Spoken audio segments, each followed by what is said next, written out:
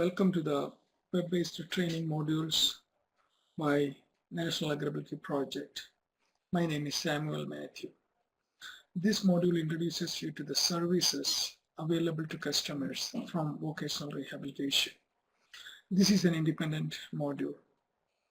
Other modules regarding vocational rehabilitation services with reference to AgrAbility customers are available to view and download at the National AgrAbility Project website www.agrability.org. Any questions regarding this presentation can be directed to the email address and phone number at the end of this presentation. Please take a moment to read the sentence on the left side of your screen. If you need a transcript of the presentation due to a hearing impairment, please contact bng@ecn.purdue.edu or call toll-free 1-800-825-4264. Let us look at the module objectives. In this training module, you may hear vocational rehabilitation services being referred to as VR or Voc Rehab. VR counselor may be referred to as VRC or just the counselor. In each state, VR services are offered under an agency with maybe a different name, but you can find the information in the state government website by searching the phrase vocational rehabilitation. The module objectives are as follows. At the end of the module, you will be able to describe the steps necessary to receive services from VR and also list of general services available through VR. You will be able to describe the criteria for payment of VR services and who will pay for the services. After listening to this module, you will be able to list other agencies that work with VR to achieve the customer's employment goal. You will also be able to describe the customer responsibilities as well as that of VR with regard to VR services. At the end of the module, the appeal process is explained briefly in case if the customer feels the need to appeal any VR decision regarding services. What are the services available through VR? Services are authorized based on the information available to the VR counselor as provided by the customer or other records available to him or her. These services should be necessary and relevant to the goal of gaining employment and independence. Some services like mental health counseling, medical treatment may be provided for short term as a part of restoration process to prepare the customer for gainful employment. These are not provided for on long term. Services can be reauthorized after review and approval.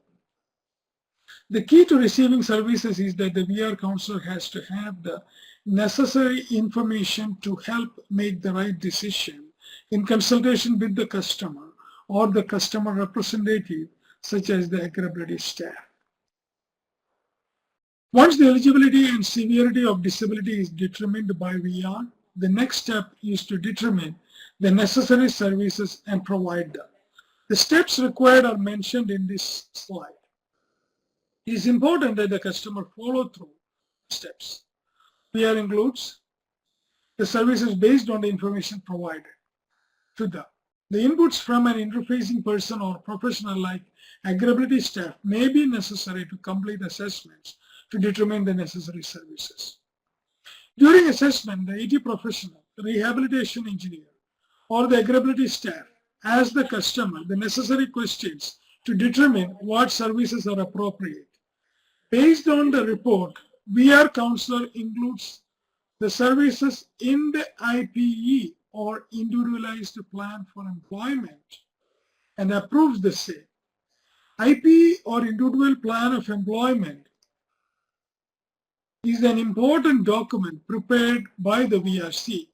This document is signed by both the customer and VR counselor, and most of the time the VR supervisor also.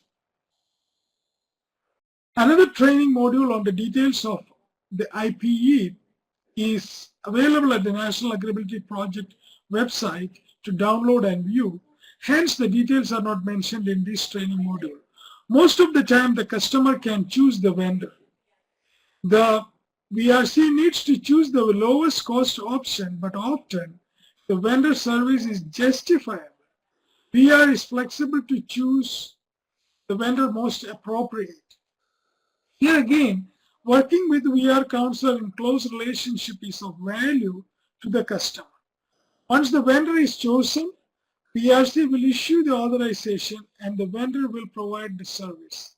It is important for the customer to inform the VRC of any delay or unacceptable service from the vendor to the VRC so that VR will take necessary and appropriate action like withholding payment pending completion of service. Who pays for VR services? VR pays for all services to determine the eligibility and to determine the severity of if the records available from medical hospital or another agency is not sufficient. This may include physical examination, medical evaluation, psychological testing, AT assessment, or any other service as determined appropriate by the VR counselor. Extended evaluation is a step that can be taken by VR in case if the regular information does not warrant employability. Job placement services, referral to other agencies, and follow-up services such as assessment inspection are also paid for by VR office itself. Vocational guidance and counseling by the VR counselor is the responsibility of each counselor. When services are included in IPE, VR first looks at other agencies that may be able to provide these services, and these may include Medicare, Medicaid, VA benefits, private foundations or fundings through scholarships. VR services are to be provided after considering these other options. For example, regularly in the case of students who are VR clients, who want to study further, scholarships, grants available through FAFSA, etc. are applied before VR funding is provided. In some states, customers are asked to share costs depending upon the income or the cost of the assistance provided. Hence, those state VR may require the customer to provide the latest income tax statement copy. This is not practiced in all states, so please find out how things are done in your state. In some states, there is a high limit or cap on the amount allowed to each customer depending upon the availability of funds. In some states, customers are encouraged to apply for low interest loans and referral is provided. So it's a good idea to have a dialogue with the VR counselor or the supervisor near you about the funding options. Having a good grasp of how things are handled in your state can help you avoid frustrations later. This slide provides the list of other agencies that work with VR to provide one-stop service to customers. Please pause for a moment to look at the services to understand the services. Here is a list of other services provided by VR counselors. Supported employment is for customers who need a job coach to monitor their daily work habits, intervene in case of problems, and may not be readily applicable for former customers. Follow-along services are provided for customers who require supported employment or follow along even after VR closes the case. These are mostly required for mental health related disabilities or developmental disabilities like autism, mental retardation, multiple genetic disabilities. Transition services are provided for students who graduate from school to adult life, either for employment or for further studies as mentioned in the Plan of Employment or IPE. Here is a list of services which are provided generally by VR. This may include assistive technology, interpreter services for the deaf, job development and placement, occupational licenses, tools, supplies, home and vehicle modifications, small business development, transition services, referral to other services.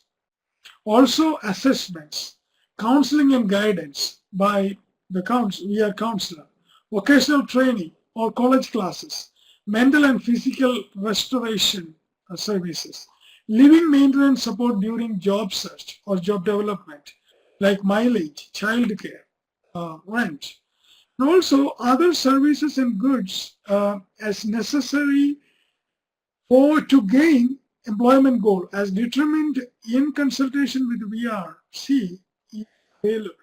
So there is no specific limit, but generally the service has to be justified to gain employment. Right, let us have a look at the transitional services. Transition to adult services or employment or higher education for students who are in high school and have reached an age of 60. This service used to start from age 14 earlier, and some schools may still follow that guideline. VRC participate in school transition case conference on invitation from the special education teacher or special education program coordinator at the school. Services can include training while in school, like job trials, behavioral interventions, etc., to prepare the student for employment when he or she graduates. IPE will be prepared while the student is in school, but this may be a tentative one as it is understood that the student may change their vocational goal closer towards the time of graduation from school. Other services to start after graduation, like job search or AT modifications, may only start after graduation, since other services required may be available from other sources when the student is still in school. Now let us look at a few customer responsibilities. The customer responsibilities when receiving services are listed in IPE so that the customer follows through the services and receives the services and makes progress towards employment. It is important for the customer to update the VRC periodically. Any change in address or contact information is to be intimated promptly to the VR to update their database. VR may close the case if the customer is not contactable. Progress reports are important too. Any change in health status will be helpful in making amendments to IPE as required. The key phrase to keep in mind is to be actively involved in the VR process. With the VRC having hundreds of cases to serve, the individual customer's active participation is key to successful rehabilitation using VR services. The VR counselor responsibilities are also listed on IPE as shown on this slide. These include provide guidance in counseling, provide referrals to other services as required, authorize services in a timely manner, respond to customers' queries, review IPE annually to make amendments if required on the services being provided. Here are a few cautionary notes. It is important to understand how VR system works with respect to providing services. Unless and until a service is approved and authorization for the same is provided from VR, customers should not initiate its services. Even if discussions are over, it is important to have approval signature from VR. Any changes in service has to be informed to VRC so that he or she can change the IPE and do reauthorization. This may be frustrating to some customers, but this is an accepted procedure in VR. If the customer requires a change in services, he or she can call the VRC and request change. IPE can be amended any time during the course of services if the VRC and the customer agrees. If the changes are required, the customer can request changes with proper justification or supporting data. If the assessments are required to change services, VR will authorize the same. It is important to understand VR counselors have target numbers of successful closures, or what they call 26, as a part of their annual job performance. So any VRC will be excited to have a 26 closure and will be happy to provide services which can lead to successful closure. If the customer feels that the VR decision about services are not appropriate and or justified, the decision can be appealed at 3 levels. The first is the office supervisor level. The supervisor meets with the customer to review the IPE and determine if all facts are not taken care into account. The decision by the supervisor is not acceptable to the customer. He or she can appeal further, and the VR office will facilitate an independent mediator to resolve the issues. This is also not acceptable to the customer. The CAP, or the Client Assistance Program, can be approached. This is an independent state agency that hears the case by VR as well as by the customer. Another training module on CAP is available at the agrability.org website for you to learn and understand. This is the end of the IPE module, or how services are available from VR. Please feel free to contact us at the displayed email address or the toll-free number to ask questions, provide comments or suggestions. Thanks for your time. Hope this module has been helpful in enhancing your understanding of the services provided by VR. Thank you very much.